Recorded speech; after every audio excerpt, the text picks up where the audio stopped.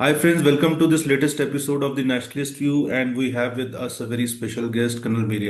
Colonel Isin, thank you so much for being here. So important, and I'm so glad that you invited me. Uh, so in this episode, we are going to speak with Colonel Miri Isin, who is a former Israeli intelligence officer. She's also a former international press secretary to Israeli Prime Minister Ehud Olmert and a senior fellow at the International Institute of Counterterrorism, Redmond University. And she has a very deep background, which spans intelligence, security, diplomacy, and she is a frequent global media commentator also. So, Colonel Isin is going to offer us a clear-eyed Israeli perspective on a rapidly shifting global security landscape, and especially set against the shock of the Bondi Beach terror attack, which targeted a Hanukkah gathering on December 14th, killing 16 innocent people. And this conversation is thus going to examine, we are going to examine the rising global anti-Semitism, the spillover of Middle Eastern conflicts into the Western societies, evolving threats from Syria and IS, and Turkey and Hamas relationship. So, Colonel Isin, my first question is, recently this shocking incident happened, the Bondi Beach attack in Sydney, Australia, which has shaken not only the Jewish communities, but all the liberal democracies across the world. So, from Israel's perspective, how do you interpret such incidents in context of rising global anti-Semitism and jihad-inspired radicalization? When we talk about the jihadi-inspired terrorism, when we talk about the rhetoric, or when we always talk about words, but this is exactly the example of words that turn into action, that turn into violent action, that turn into terrorism. And that is the steady aspect that Israel has seen worldwide, the Jews have seen worldwide, and it's at the basis of terrorism extremism. Somebody is not recruited into a terror organization by saying, come kill Jews.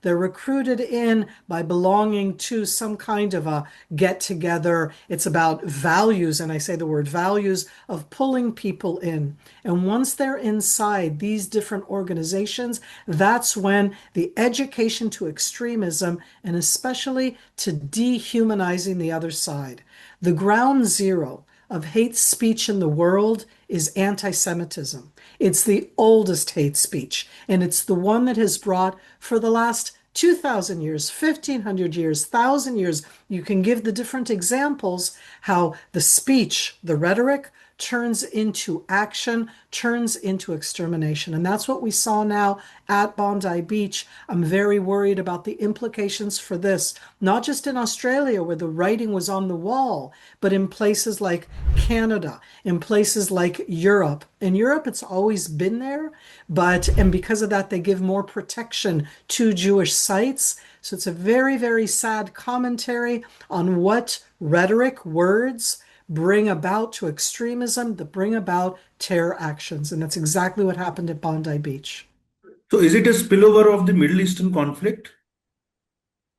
By asking that question, it's as if, and I'm not, I mean, that's that aspect that to me is a problem, is not your asking the question. It's that premise of the question that it's okay to be against what Israel is doing against Hamas in the Gaza Strip, that's okay. And it's okay then to attack any Jewish symbol worldwide and to kill Jews worldwide because of what is perceived as the negative Israeli actions in the Gaza Strip. Just think of what that means. And so that's most definitely the spillover of what has happened over the last 2.5 years, which is anti-Semitism is the exact same as anti-Israel or anti-Zionism. And I would love to have a real conversation with those who are anti-Zionist or anti-Israel. I would have a conversation with them.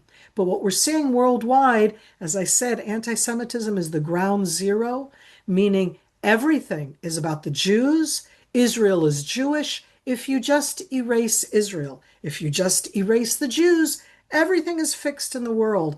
I'm being very sarcastic. That is the basis of anti-Semitism. I want people to think about what that means. That's been around for 2,000 years. There are those who are going to go, right, and we just haven't erased the Jews, and that's why everything in the world is bad. I want people to look in the mirror. That spillover is exactly basic anti-Semitism happening worldwide. The worst part, Arun, I think that most people don't realize is that anti-Semitism, the ground zero of hate speech, it's against the Jews. Erase the Jews. It's going to be against other minorities, other groups. That's exactly what hate speech is, both against the Jews, anti-Semitism, and against any other ethnic group. So let's come to Syria. And so now it has been 1 year into Syria's new regime under Ahmad al-Shara. So how does Israel assess the security reality on its the northern border side? And has the threat reduced, or has it simply changed the form? There's no question that the threat of the new Syria is reduced right now compared to what it was before under the Assad regime. Under the Assad regime, the Islamic regime of Iran and Hezbollah, as a counter and additional force, both had bases, capabilities in Syria against Israel. And when I say in Syria against Israel, it's against Israel as the symbol for the Islamic regime of Iran of Western decadence, and certainly also Hezbollah. And both the Islamic regime of Iran and Hezbollah and the Assad regime called for the erasure of Israel as a state.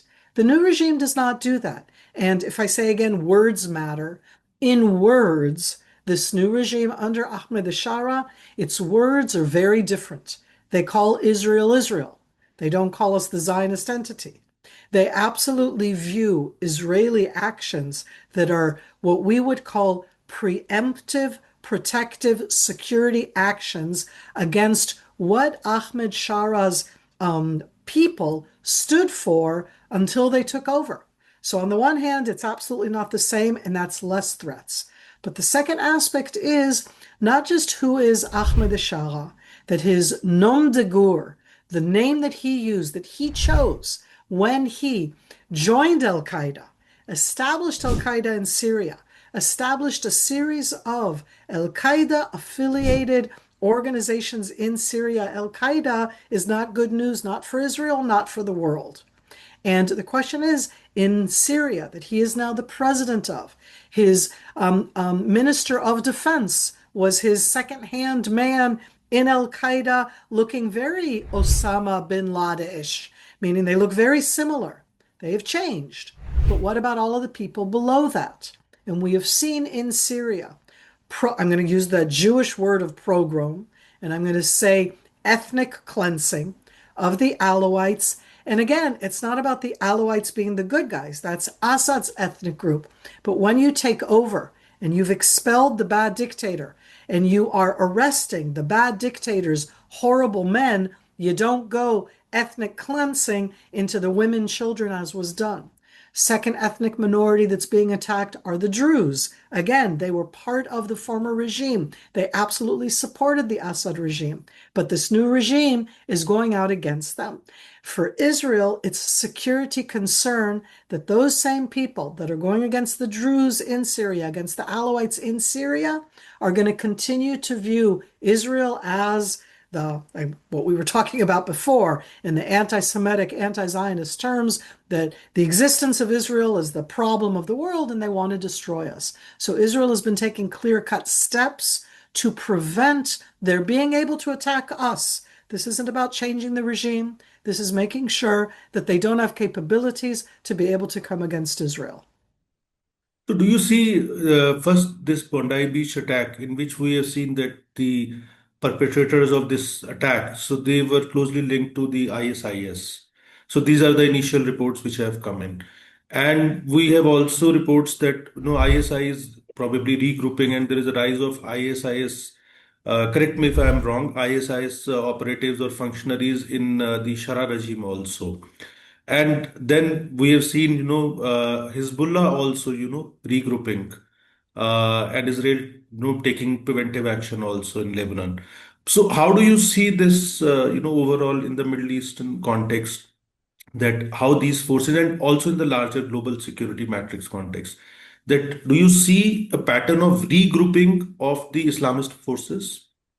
First of all, the fact that they're regrouping is because they want to regroup, but that's because, Arun, they were heavily hit.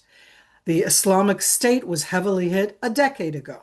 Hezbollah was heavily hit by Israel last year and continues to be heavily hit. When we're talking Al-Qaeda, it's something that the international community tries to act against. So I'm taking that one apart and I'm saying the good news is they were heavily hit. The bad news is that they're trying to regroup. So when they're trying to regroup, what we want to do is we want to preempt and prevent. I'd like people not to join it. That would be my best case solution.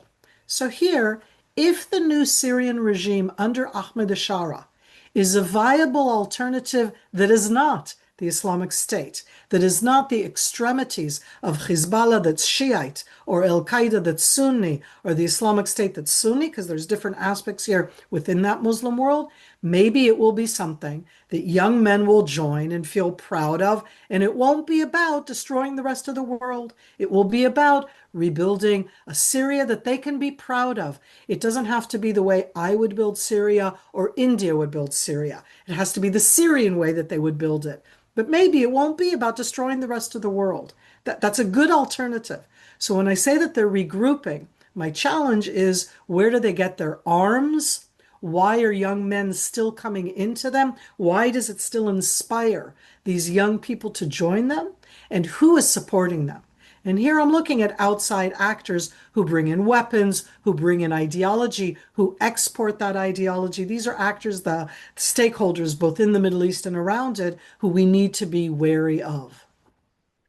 So now coming to Turkey, and as you have mentioned that there are no outside actors.